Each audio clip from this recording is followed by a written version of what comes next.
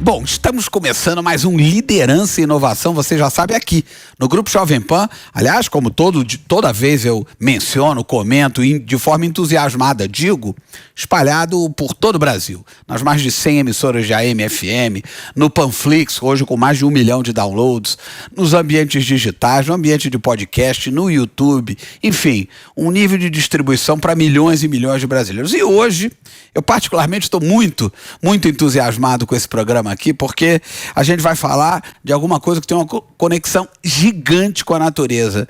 Eu comentava com a minha convidada, que já eu divido com vocês quem é, e obviamente a gente vai levar aqui uma ótima conversa, mas eu comentava com ela que pode haver alguém tão conectado com a natureza como eu, mas é impossível, porque eu medito, acho que vocês sabem, eu só tomo banho frio, me conecto com a natureza, enfim, adoro as coisas orgânicas, etc. Então, particularmente, eu estou muito entusiasmado para essa ótima conversa, aliás, no Liderança e Inovação, que tem, inclusive, se caracterizado por apresentar ideias disruptivas, inovadoras, contemporâneas, etc. Bom, sem mais delongas, a conversa de hoje é com a Mariana Tunis. A Mariana é diretora de marketing da Fazenda Futuro, que já você vai entender o que é. Mariana, grande prazer em te conhecer. Eu já soube também que você tem essa conexão aí total com a natureza. Obrigado pela presença aqui no Liderança e Inovação. Muito obrigada pelo convite. É um prazer aqui poder bater esse papo. Que bom. E falar um pouquinho sobre liderança e inovação. Vai ter muita gente terminando o programa ligando para ter aí os produtos da Fazenda Futuro. Mas isso vocês vão entender já por quê. Mariana, vamos começar. A gente sempre começa o programa aqui. Sim. Não sei se você já teve chance de ver algum das conversas, das entrevistas, mas sempre conhecendo um pouco, de uma forma breve, mas um pouco da trajetória, né, do convidado, da convidada, para aí então a gente entrar aqui no assunto específico da nossa Fazenda Futura. Bom, a Mariana, ela é formada em Publicidade e Propaganda pela Universidade Mackenzie, aqui de São Paulo. Trabalhou em grandes corporações, em grandes companhias como Pernod Ricard, Unilever, e no dado momento chegou na Fazenda Futuro. Então, conta um pouquinho aqui brevemente pra gente, Mariana, como é que é a sua trajetória, como é que foi a sua trajetória até chegar na Fazenda Futuro. Bom, muito bom. É uma trajetória que eu acho que, no fim, ela é muito interessante e ela ajudou muito para justamente poder construir hoje o meu perfil profissional dentro da Fazenda Futuro, que é uma startup. Eu trabalhei já nos diversos setores da comunicação e da publicidade, e também em diversos grandes corporações, inclusive. E diversos tipos de empresa. Então, eu já passei por por agência, produtora de evento, empresa de entretenimento, e até chegar no trade marketing. Produto de consumo, Unilever. E aí chegar no produto de consumo, que é o que eu queria. E aí eu fui para um lado, desde farmacêutica, empresa menor, com dono, mas multinacional, empresa gigante como a Unilever, e aí dentro da Unilever, na área de alimentos, uma multinacional, maior, um pouco menor que a Unilever, eu digo. Sim, mas também gigante como a Pernod Ricard, ou mesmo a Skin Cariol, que é uma empresa de dono, que eu também fiz parte. Você trabalhou na época na Skin antes dela ter sido vendida? Antes dela ter sido vendida. Então era uma empresa de dono, não era a família que estava. Legal. Mas ainda era. Então, acho que tudo isso ajudou um pouco a construir um pouco dessa questão de conhecer muita coisa, diversos setores, para construir. Deixa eu aproveitar teu gancho, Mariana, claro. Assim, muita gente que nos assiste, é universitária ou executivos que estão começando a trajetória e tal. Eu particularmente gosto de uma experiência como a sua, porque ela é muito rica, No final do dia, 10, 12, 15 anos, tendo essa oportunidade de conexão com várias formas, dentro, claro, de uma espinha dorsal que você curte, que é marketing, comunicação, Sim. etc. Isso sempre é muito bom para a formação do profissional. Ou seja, para mim, as pessoas devem se permitir outras oportunidades. É isso que eu quero dizer no final. Não, é muito bom, porque aí é isso, quando você chega numa startup, quando eu fui convidada para ir, que era só o fundador, que é o Marcos Leta. e falou, vamos, é uma página em branco, você precisa saber do todo, você precisa conhecer um pouco, né? Um pouco de trade, um pouco de... tive que abrir Photoshop e trabalhar no Photoshop, tive que fazer... É mais bárbaro, né? Porque é uma riqueza muito grande. Exato, cria processo novo, é uma página em branco que você constrói e isso é muito legal. Vamos falar de Fazenda Futuro, que eu quero dividir aqui com todos, porque realmente o conceito é espetacular. Então eu queria que você dividisse um pouquinho, né? Qual é a essência da Fazenda Futuro, né? No final do dia vocês estão num segmento chamado Food Tech, né? Isso. Que ainda é fintech, por exemplo, já é razoavelmente conhecido, mas Food Tech ainda é algo que está sendo construído. Então, conta um pouquinho o que é a Fazenda Futuro. Bom, a Fazenda Futuro foi a primeira Food Tech, né, brasileira a fazer a carne de planta, né? Então, fundada quando, perdão? 2019. Ontem, né? Ontem, isso. E pensando que já tiveram 2 anos, 2 anos de pandemia. É exatamente isso, ontem. E a gente iniciou a empresa para trazer essa alternativa, né, da análogo à proteína animal, né? Então você tem um produto que tem o mesmo sabor, gosto, textura da proteína animal, mas ela é toda plant-based, né? Ela não tem nada de animal, mas ela traz a mesma experiência que uma proteína animal, que é para justamente atingir o que a gente chama dos flexitarianos, que são essas pessoas que estão querendo... Flexitarianos, esse é o nome. Essa eu não conhecia, olha que eu sou ligado no assunto. O que é um flexitariano? Flexitarianos são esses consumidores que começam a fazer essa redução da proteína, do consumo da proteína animal. Então é o movimento segunda sem carne, é o, né, tirar 2, 3 vezes, uma vez no mês. Então, quem quer fazer essa redução a gente chama de flexitariano, porque ele não é um vegano, né? Ele não é um vegetariano que nunca vai comer. Não, às vezes ele vai passar... curte também, ok, tudo bem, lógico. Mas no dia a dia ali ele começa a fazer essa redução, esse movimento de reduzir. Entrando um pouquinho no produto, né? Na verdade eu quero saber que linhas de produto hoje a companhia tem, mas a matéria-prima, a gente está falando de soja, a gente está falando... É uma combinação proteica, né? Um mix proteico que tem soja, grão de bico e ervilha, né? Então esse é um mix. Espetacular.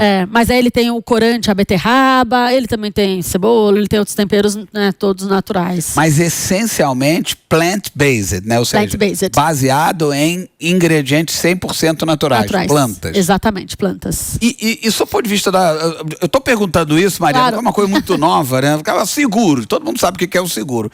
Aqui, como a gente está tratando de alguma coisa muito disruptiva, essencialmente esse produto, assim como a carne, né? A proteína animal, ele precisa ser mantido de forma congelada, né? Ou não? Como é que funciona? Aqui o mercado no Brasil, ele é um mercado, né, dominante ali, congelado, né? Então você vai com um hambúrguer, o hambúrguer na verdade tem um hambúrguer fresco, mas a maioria é uma categoria congelado. O brasileiro já conhece essa categoria como uma categoria congelada. Tem toda uma questão também de temperismo, né? A gente sabe, né? O Brasil, né, de norte ao sul, o quão quente pode chegar. Então é uma categoria já de congelados. Mas se você vai para o mercado como na Europa, por exemplo, é uma categoria de produtos refrigerados, né? Então é diferente.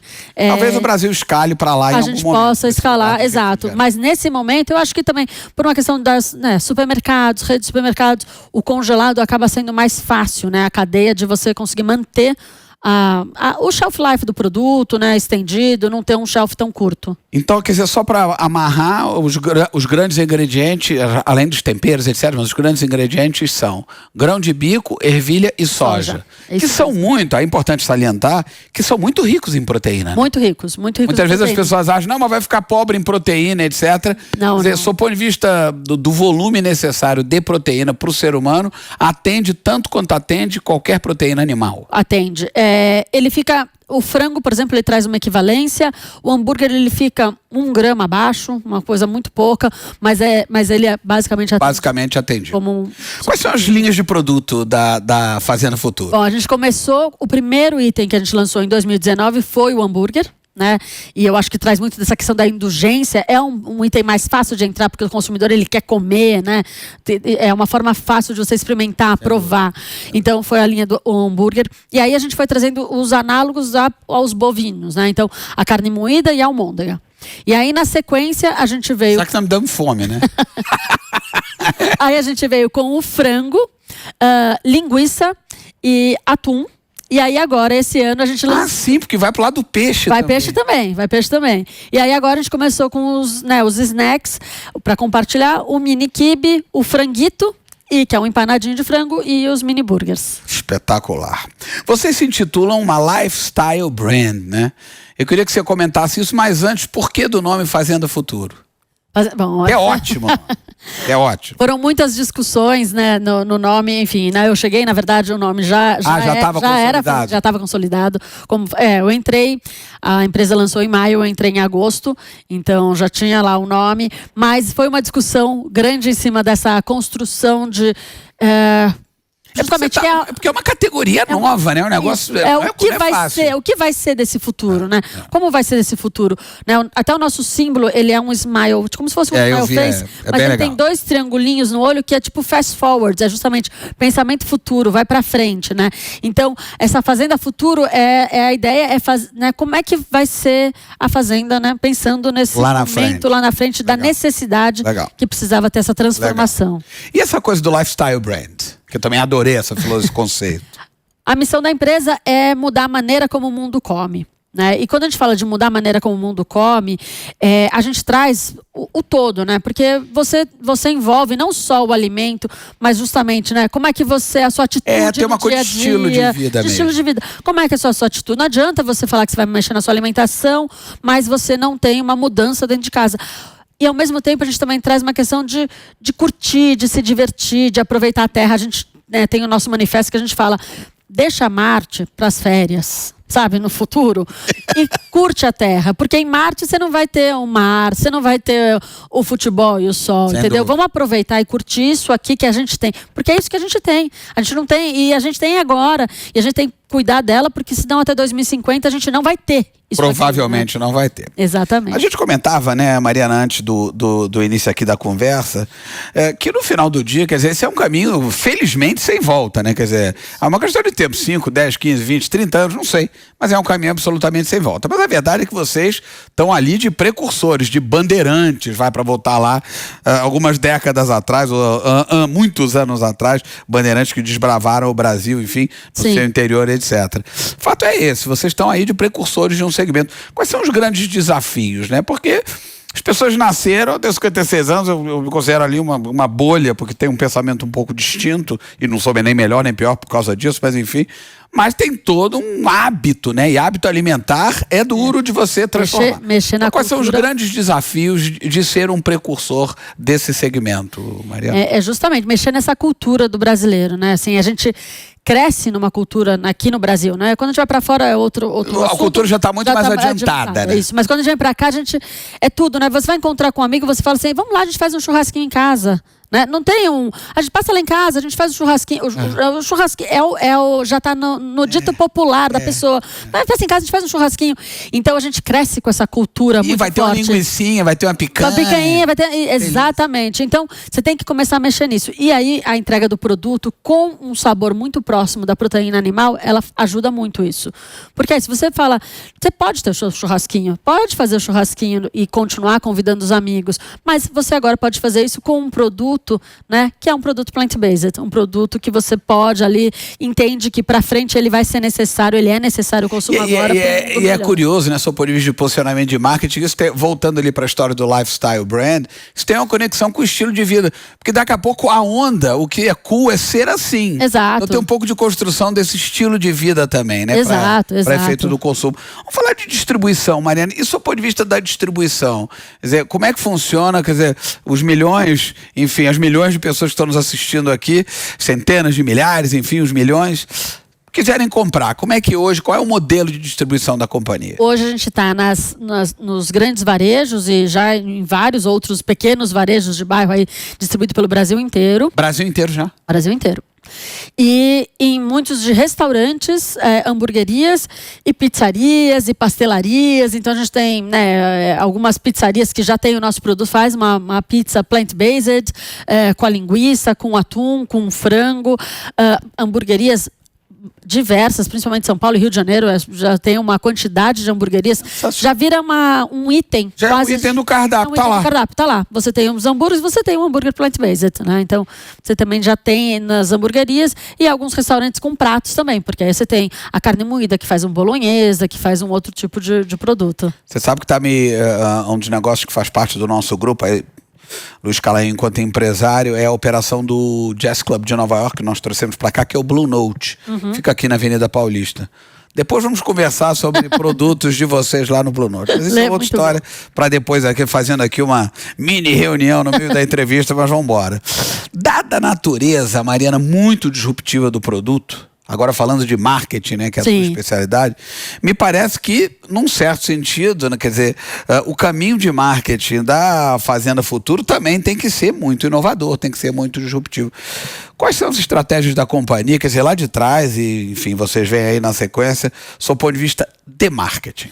A gente tem que sempre estar inovando na forma de comunicar também, né? É isso, não dá para a gente trazer uma comunicação tradicional, o produto não é tradicional, né? A pessoa tem que ter essa curiosidade. Então, toda a nossa comunicação, a gente busca coisas para instigar ali o consumidor a como que ele vai, né, achar aquilo interessante, diferente, parar para pensar, dar uma risadinha. A gente fala que a gente traz muito um tom de voz, né? É importantíssimo para a gente ter esse tom de voz que tem essa sacada, assim, né? Que o consumidor lê e dá uma risadinha, uma leve risadinha e fala assim: olha só que sacada, acho que isso é interessante. Legal, vou querer ver, trazer isso aqui. Vou querer entender qual é desse produto. Exatamente. Então, para todo tipo, e sempre em outros meios de comunicação, né? A gente obviamente não vai para uma comunicação tão tradicional. Como é que a gente explora outros tipos da nova comunicação que existe, né? Você está falando em nova comunicação, Mariana, estou aqui engatilhado por uma pergunta que é a seguinte, né? Quer dizer, eu sou publicitário também, por formação, por óbvio sou bem mais velho que você,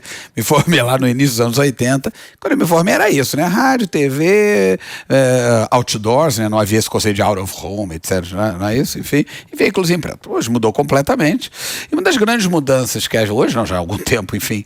Mas uma das grandes mudanças, aí um pouco mais recente, 3, 4, 5 anos para cá, de uma maneira mais intensa, são os influenciadores digitais, né?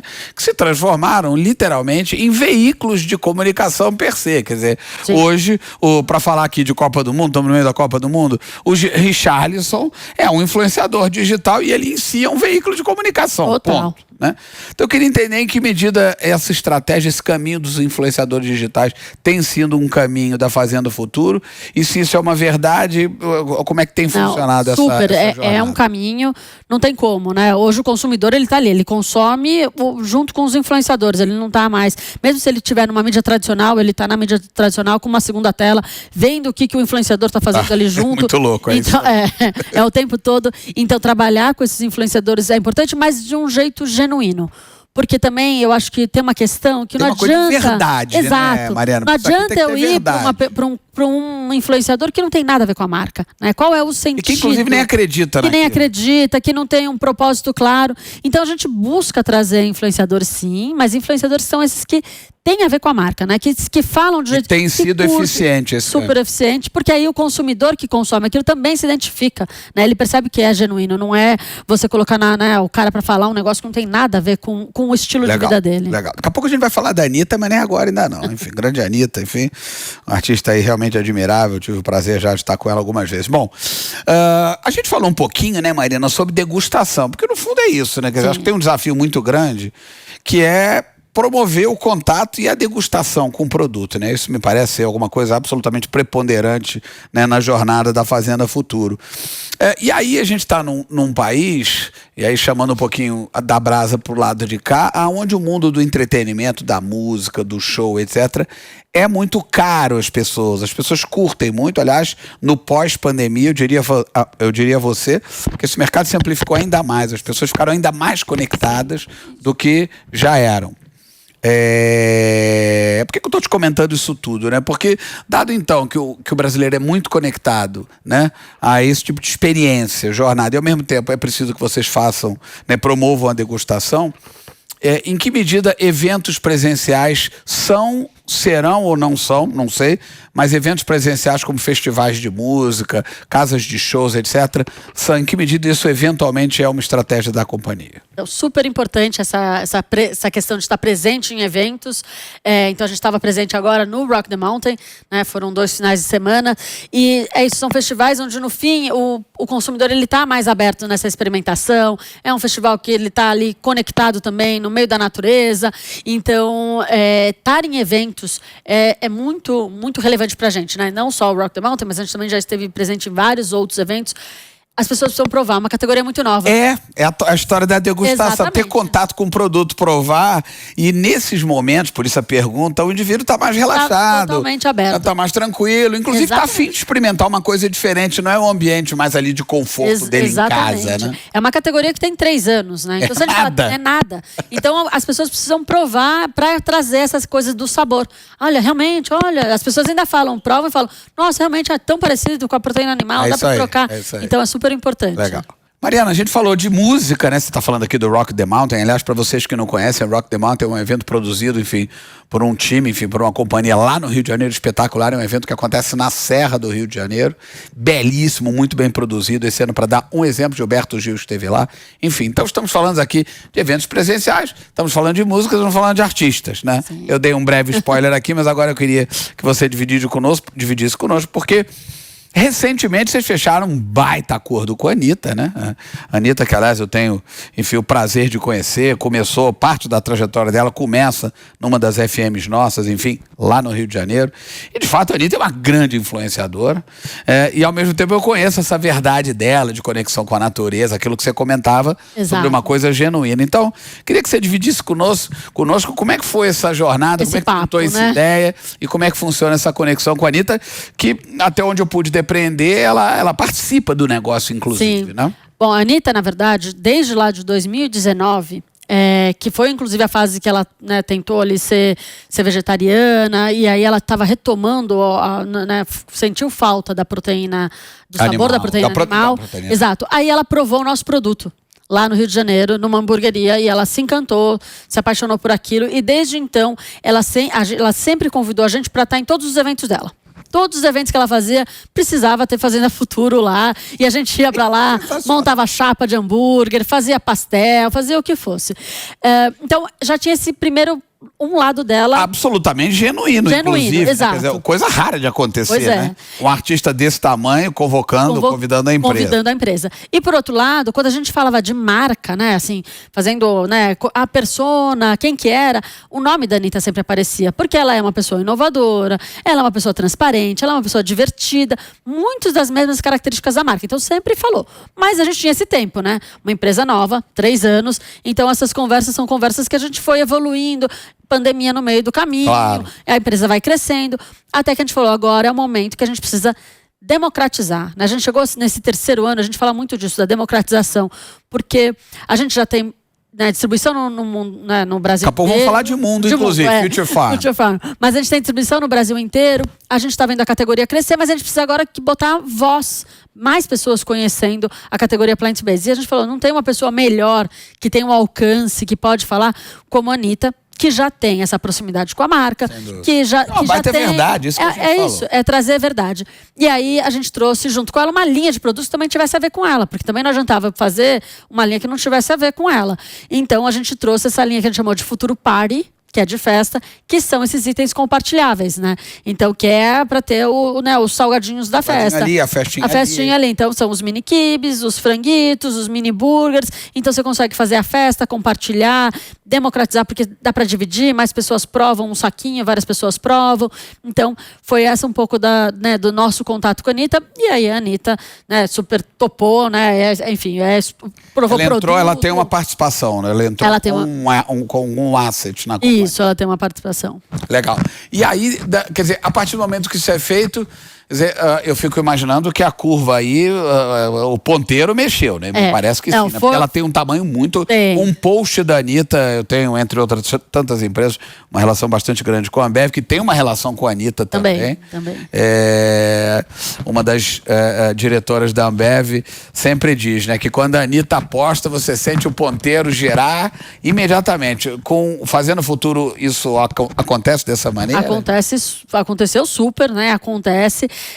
A gente viu, né, ainda mais fazendo degustações em supermercados, foi ótimo, assim, você ouvia os consumidores falando, esse aqui é o hambúrguer de planta da Anitta, é o hambúrguer, é a empresa. Dá um esse aqui da empresa. referendo, né? Não tem jeito. Então, e aí as pessoas querem provar, querem conhecer, às vezes não conhecem, né? Quando você sai de um eixo ali, Rio-São Paulo, né? Explora mais, que as pessoas que ainda não conhecem a categoria, elas começam, então eu quero provar, esse aqui é o que a Anitta falou, eu quero provar.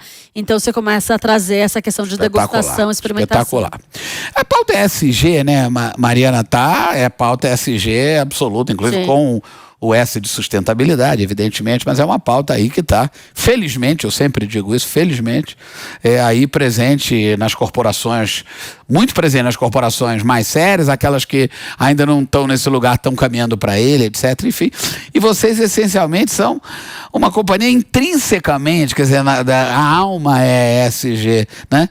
Qual é o pensamento da companhia a respeito dessa pauta e da importância que essa pauta tem? Super importante, ela está dentro dos nossos pilares, né? Então a gente tem ali quais são os nossos pilares, e ESG é um deles. A gente trabalha desde o começo, então, de novo, desde 2019, quando, né, eu e Marcos ali conversando a parte de marketing, mas eu falava para ele, não basta ser só uma empresa de plant-based, a gente precisa ter mais, além. Sem dúvida. Então a gente tem que fazer algo a mais. Então a gente montou o nosso relatório de sustentabilidade. Depois disso a gente começou a calcular. A gente tem uma pegada, claro, a gente tem uma pegada de carbono, não tem como não ter. Então, mas a gente calculou. Hoje, por exemplo, o nosso Futuro Burger é o único hambúrguer que é carbono neutro. A gente conseguiu neutralizar, a gente calculou a nossa pegada, então a gente neutraliza. Mas só neutralizar não funciona, né? A gente precisa reduzir também. Então agora a gente entra com um plano de calculando os demais itens. Espetacular. E o que a gente vai fazer para reduzir os itens que a gente já tem. Sem dúvida. São, claro, de novo, empresa nova, 3 anos. Uma jornada, são lógico. Cálculos que a gente tem que fazer, mas a gente tem isso, assim, meta, filosofia mesmo. Filosofia, tem que fazer, tem que acontecer. A gente tá chegando, infelizmente, que eu tô com a fome danada, inclusive, ou felizmente que eu vou poder aqui, já quero descer aqui para olhar, enfim, onde é que eu encontro um produto Fazenda Futuro, mas enfim, vamos chegar no finalzinho aqui da nossa boa conversa, e eu queria te perguntar sobre a expansão internacional Future Farm, né? Quer dizer, como é que tá funcionando isso? Vocês já estão em muitos países, né, Sim. Mariana? Hoje a gente já está em 30 países. Realmente, assim, pensar desde 2019. Não, para 3 anos, Mariana, é inacreditável. Coisa. A gente, em 30 países, vendendo assim, em grandes redes. Né? Então, você pega na Inglaterra, a gente, né, em UK, a gente está vendendo no Sainsbury's, no Canadá, no Whole Foods. Na Austrália, no Coles. Ou seja, vocês estão nos lugares onde tem que estar mesmo, né? Exato. Cuja natureza é essa, né? Exatamente. E o caminho dessa expansão é só crescimento. É só crescer. Espetacular. Exatamente. Mariana, estamos chegando no finalzinho aqui dessa conversa, sobretudo deliciosa, a verdade é essa. Eu particularmente estou aqui com um imenso desejo de provar. Provarei, vou te ligar para dizer o que achei, que eu tenho certeza que vou amar. Faz parte aí um pouquinho do meu, como eu comentei no início, um pouquinho da minha cabeça. Mas aqui para concluir, então, nossa ótima conversa, tem sempre 3 perguntas que eu gosto de fazer. Enfim, a gente já tem aí um belo banco de dados aí de ótimas respostas. Perguntas breves, respostas breves, enfim. Mas para você, Mariana, o que é ser uma líder em 2022, virando para 2023? Sim. Acho que o líder, ele tem que ser aquela pessoa que inspira, né? Inspirador. Ele tem que saber ouvir, ser colaborativo, né? Saber, né, escutar, receber, entender e trabalhar com atitudes, mas atitudes que inspirem os outros, inspirem seus pares, inspirem. Então, tudo que eu acho que um líder, ele tem que ser inspirador. Ele tem que sempre olhar nessa ótica de eu estou inspirando, eu estou levando alguém para frente. Porque aí você tem um corpo que caminha por uma direção, né, esse corpo, né, o grupo de pessoas, o time, por uma direção única e entusiasmado em busca dessa direção. Maravilha. Exatamente. Para você inovar, você que está numa companhia ultra inovadora, para você inovar significa o quê, Mariana? Sempre inovar, para mim, é olhar o que na verdade já existe com um twist, com um novo olhar. Né? A própria categoria plant-based, né? A gente está falando aqui de pegar um produto que já existe, um hambúrguer, mas dar um twist nele. O que a gente twista? O que a gente consegue mexer? O que dá para trabalhar? É o plant-based, né? Então, e isso para tudo, né? Eu sempre exploro o meu time. Tem alguma coisa, a gente vai fazer uma comunicação. Pode ter inovação em tudo, é impressionante, tudo. Não tem que ter. Tem uma comunicação, como é que a gente dá uma virada na comunicação para dar um trick? Ser diferente e ser inovadora? Como é que faz num processo dentro da empresa para ele ser um processo que tem uma inovação? Então, eu acho que trazer sempre esse pensamento de dá essa viradinha. O que mais que a gente faz aqui diferente? Legal. Para mim, isso é estar sempre inovando. E para concluir, Mariana, qual o seu principal objetivo a longo prazo? Bom, meu principal objetivo a longo prazo, no fim, é meu pessoal mesmo. E aí, falando, acho que com toda essa questão que a gente falou de conexão com a natureza e tudo mais, o meu objetivo é bem pra frente, mas ter filhos crescendo e tudo mais. Claro. Ter o meu sabático, entrar num motorhome, viajar um Essa é uma grande ideia. E poder fazer várias trocas culturais nas diversas comunidades pelo Brasil. Eu acho que esse é o meu projeto futuro. Ainda tendo a chance de, pelo mundo, obviamente, comer Future Farm. Future Farm, exatamente. Mariana, adorei a conversa. Muito obrigado pelo entusiasmo, energia e por inspirar todos nós. Muito maravilha. Obrigada.